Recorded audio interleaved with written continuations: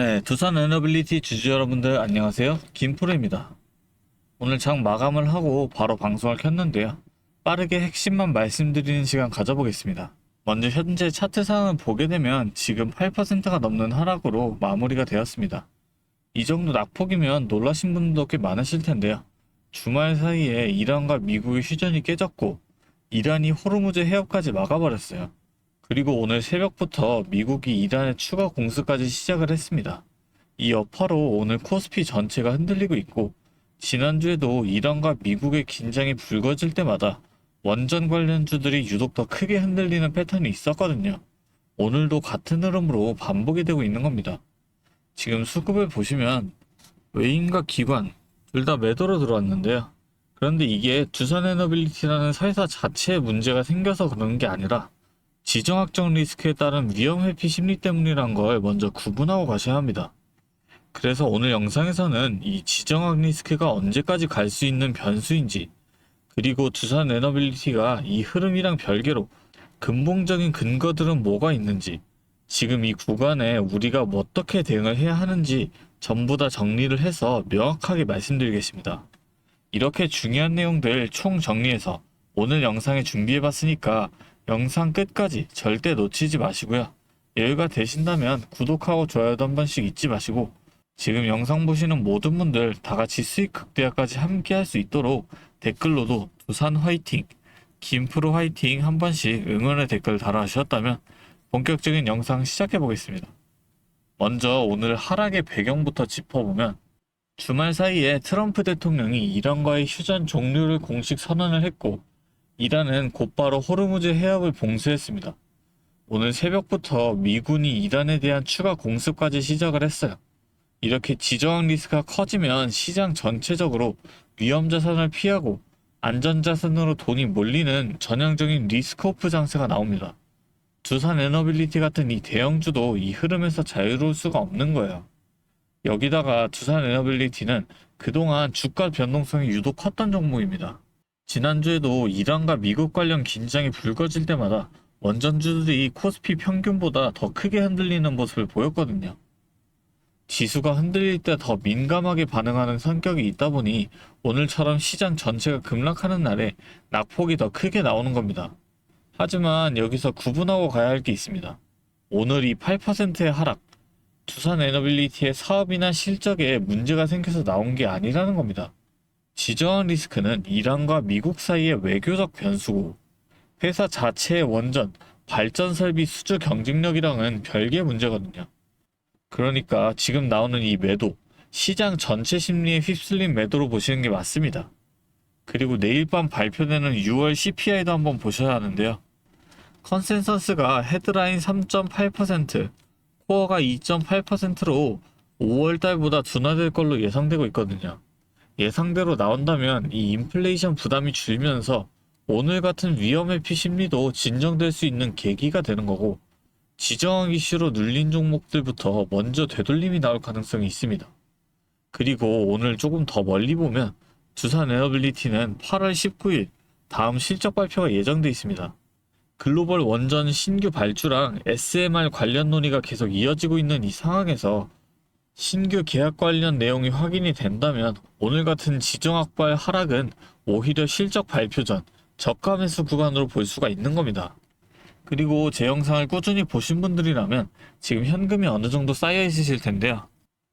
단기 저점마다의 이 매수 타이밍과 고점이 나왔을 때 그 매도 타이밍까지 전부 다 말씀을 드렸기 때문에 그때 대응하신 분들은 전부 다 어느 정도 현금을 가지고 계실 겁니다. 내일도 마찬가지로 단기 저점이 나오는 그 자리에서 조금씩 풀어보는 것도 고려해 볼 만합니다. 정리해드리자면 오늘 두산에너빌리티의 이 하락은 이란과 미국의 지정학 리스크에 따른 시장 전체의 위험 회피 심리가 변동성이 큰 이 종목한테 더 크게 반영되면서 나온 흐름입니다.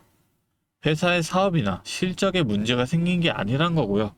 그래서 저는 내일 CPI 결과로 이 위험 회피 심리가 진정되는지 확인을 하고 8월 19일 실적 발표까지 남은 시간을 감안하면서 분할로 접근하시는 걸 권장드리고 싶습니다. 이런 이유로 저는 오늘 이 지정학적 이런 이유로 저는 오늘 이 지정학과의 하락 구간을 보고 내일 CPI 결과까지 확인을 하신 다음 분할로 접근하시는 게 맞다고 보고 있습니다. 물론 아무 데서나 따라붙는 건 리스크가 크기 때문에 그건 제가 절대 권장을 드리지 않습니다.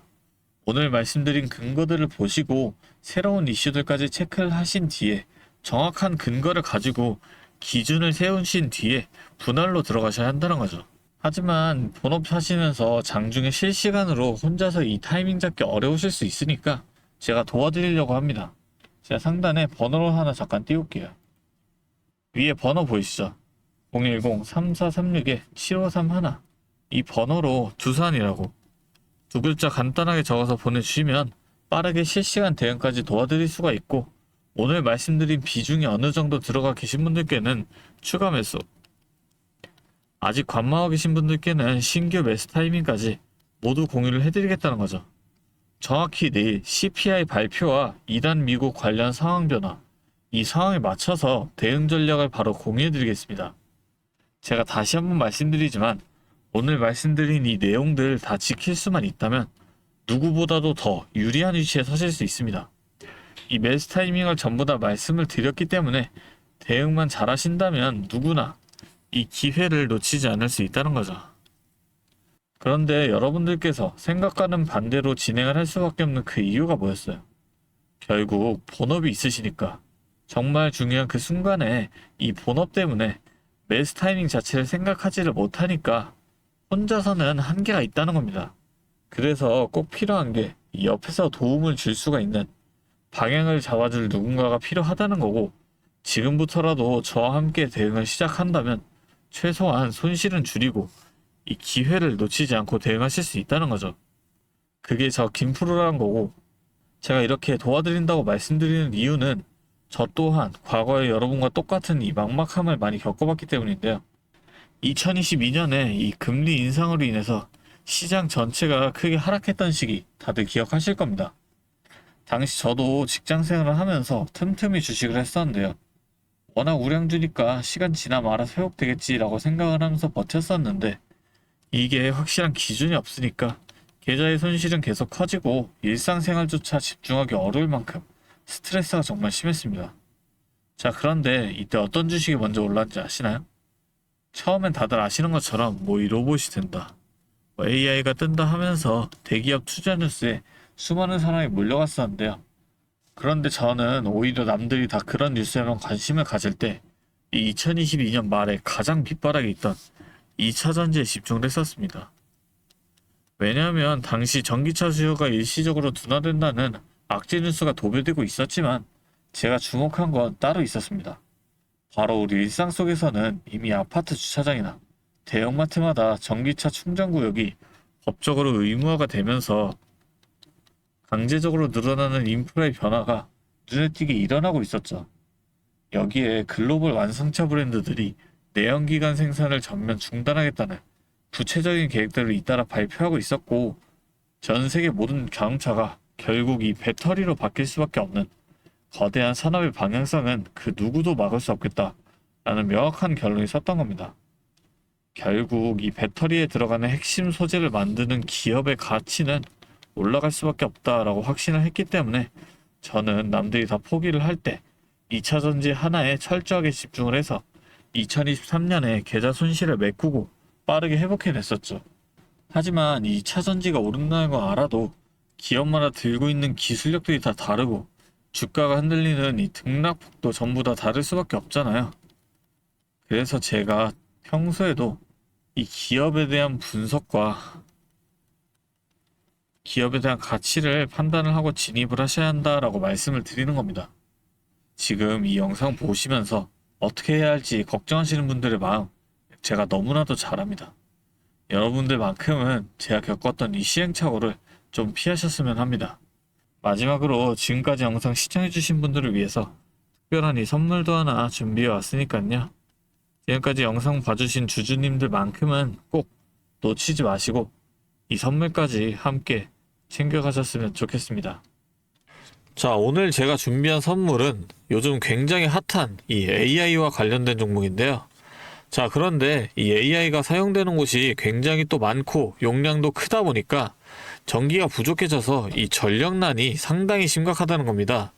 이게 어느 정도냐면 이 데이터 센터가 쓰는 전기량이 우리나라 전체 사용량의 2배가 넘는다는 거죠. 그래서 이 데이터 센터 기업들이 가장 먼저 해결해야 하는 숙제가 바로 이 전력난을 해결하는 겁니다. 자, 그런데 이 전력난을 해결하려고 발전소를 더 지으려면 이 10년이 넘는 시간이 걸리는데 당장 내일 전기가 모자란데 10년은 너무 길죠. 그래서 오늘 가져온 게 가상발전소인데요.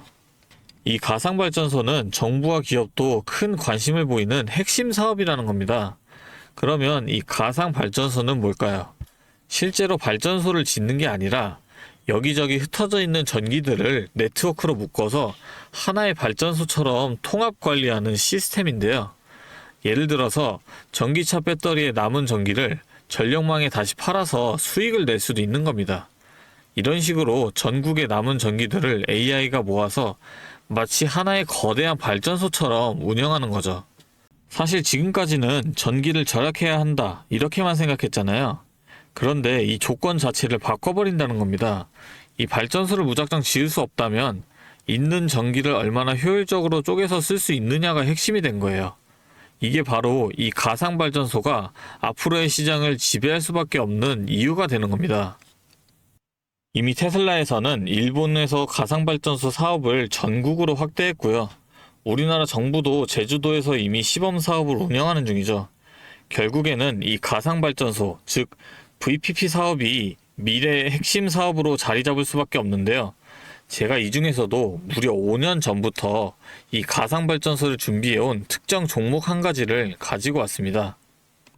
이 기업은 다른 경쟁사들이 이제 막 가상발전소 사업에 뛰어들 때 이미 5년 전부터 대기업들과 인프라 구축을 마쳤고 범용성 또한 한 가지에 묶여 있는 게 아니라 아파트, 상가, 공장, 그리고 전기차 충전소까지 서로 다른 에너지를 컨트롤하는 독보적인 통합제어 기술을 이미 갖추고 있다는 겁니다.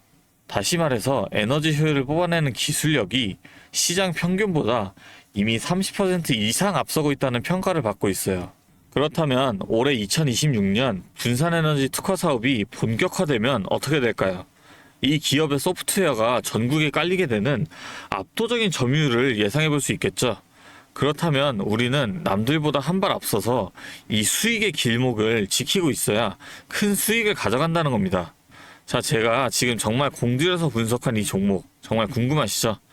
지금 화면에 보이시는 이 번호 010-3436-7531로 선물이라고 두 글자 적어서 문자 보내주시면 제가 확인하는 대로 분석한 리포트와 함께 종목명까지 바로 공유해드리도록 하겠습니다. 제가 드리는 이 선물로 우리 구독자분들이 조금 더 여유있고 성공적인 투자 이어나가셨으면 좋겠고요. 지금까지 긴 영상 시청해주셔서 감사합니다. 김프로였습니다.